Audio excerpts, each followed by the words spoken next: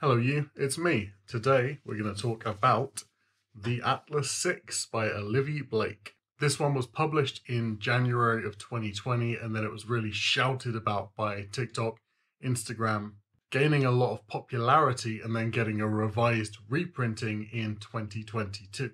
And it's now being picked up and appreciated by a wider audience. I'm going to do plot, review, things I liked, things I didn't like. It'll all be marked on the time bar. This book is set in a world where magic exists, practiced by witches and more powerful specialist magic users called Medeans.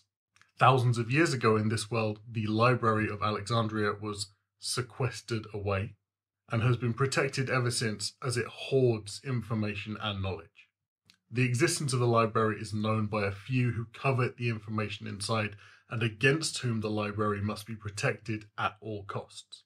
Every 10 years, the library's caretaker, this time Atlas Blakely, along with a council, selects 6 Medeans for a year's internship, at the end of which one will be eliminated and the others will gain monitored access to the library's interior and the ability to study the books inside.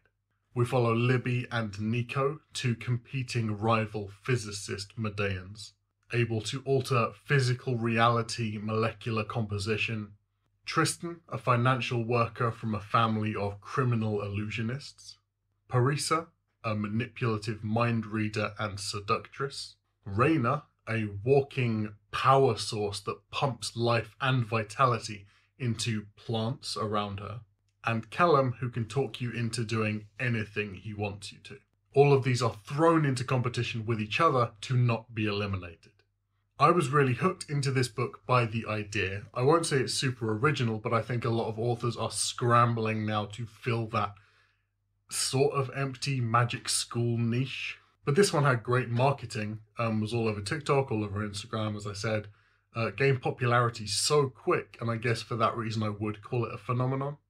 But the premise sounds so great, and it sounds like such a rich piece of dark academia, with immense potential for world building and creating something really fresh. I think maybe I had this book hyped up a little too much to me, both by recommends from people I know and from the marketing and the advertising around it. I think I was a bit disappointed that it didn't fully live up to what I expected it to be, but at the same time I can see the seed idea at the core of this story and it is really interesting. It's really interesting to see a series in which nobody is pretending to be good. Nobody is intended to be a good, likable character. These characters are all deeply flawed, egotistical people who I think are designed to be liked because of their villainousness. One thing the book does really well is there's a lot of examination of the same scene from different points of view. And you do see characters who you would totally agree with in their own chapters look like an utter arsehole when seen through the eyes of somebody else with a different justification. And you get to see this weird, if often misplaced justification that characters have for their own actions. A lot of the problems that the characters run into in this book and a lot of the obstacles they face as a team are caused by the assumptions they make about each other. And I think that's one of the prominent messages of the book. Everybody is very self-serving, everybody is very morally grey, and it's difficult, even by the end of the book, to have figured out anybody's motives for doing what they do. So if you like a book where there's a lot going on in terms of people, and you're kept guessing as to who's doing what and why, this is probably one you'll like. I think my favourite character by the end of the book was probably Tristan. In his chapters, he does a lot of critical examination of everybody else, so you get this really wide view of the group through his eyes. I also think with his family history, what his family is, how they operate, it would be so interesting to see them tied into the main storyline. I think that would be something that got me back into this series. And I think Tristan's family would be a really interesting adversary, and it would be very difficult for the main group to deal with them. I would love to see how, in this world, Medean criminals operate and how magic is integrated into organised crime. One thing that I thought was weird is that it never explicitly states whether the non-magical world in this book is aware of the magical one. And I think a lot of the world build here is deliberately vague because it's not the focus of the book. Don't go into this one expecting a juicy world build like me, because you won't get it. This is a book about 6 people stuck in a house. The world build hints at a lot, and one of the things I'm excited about is that book 2, there are some really interesting avenues in book 1 that could be explored in book 2. For example, the lives and societies of magical but non-human creatures.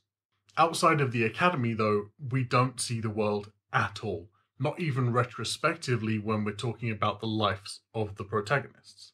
Their backstories shape who they are as people a bit, but very few of them are relevant or tie into the story, which is a shame because there's a lot of potential for interconnected, twisty plot.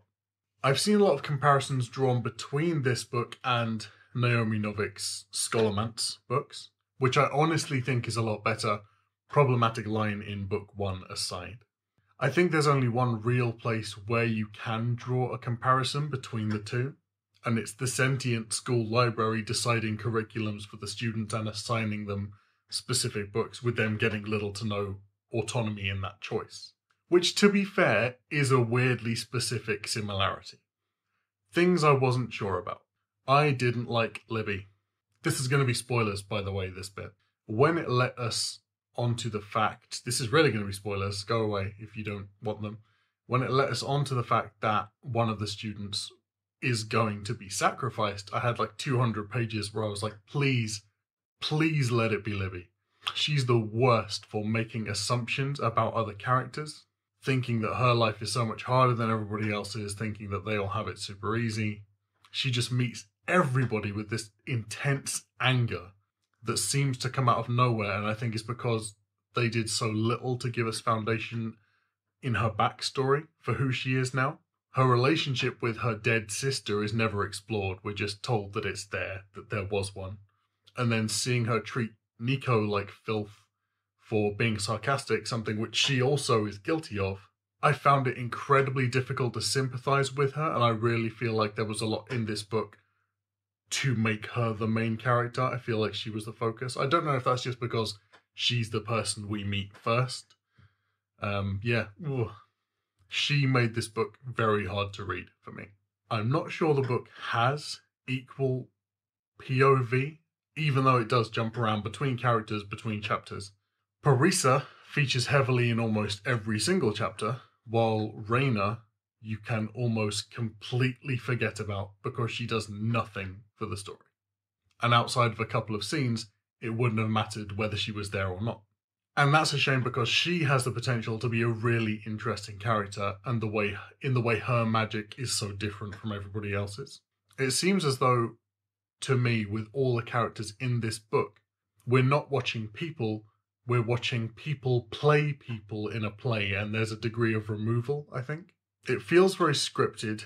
The dialogue isn't very natural. It feels like every line they say has to be deep, has to be meaningful, has to be in some way profound. And I wonder if it's an attempt to make the book quotable, because I know a lot of books get remembered for extremely beautiful passages, extremely beautiful lines, and a lot of the passages in here are lovely.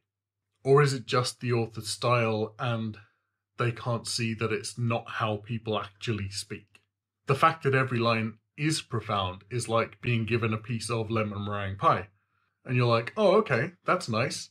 And then you realise that the entire 3-course meal and the appetizers and the sides and the starters are all lemon meringue pie.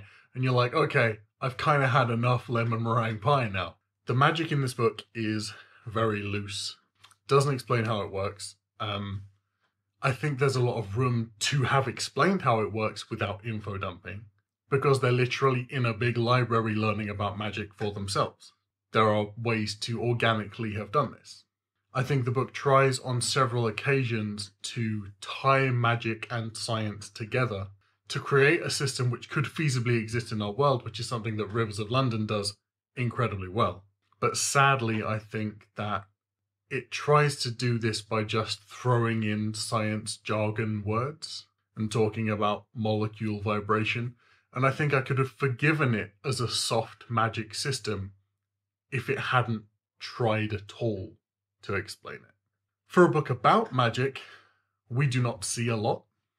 The magic in here that we do see is such low descriptive stuff with so little happening visually, with the exception of characters creating a black hole in the study and learning about wormholes, which is something that's brushed off in the next chapter as if it didn't happen anyway. Because the magic is so little in terms of descriptive things going on, this felt almost like Charmed or Buffy, in that with the magic they have to make a lot of creative choices because the budget isn't that big.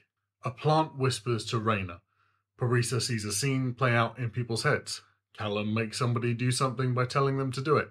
All of these are things we could act out ourselves on a stage. And I just wanted to see more magic.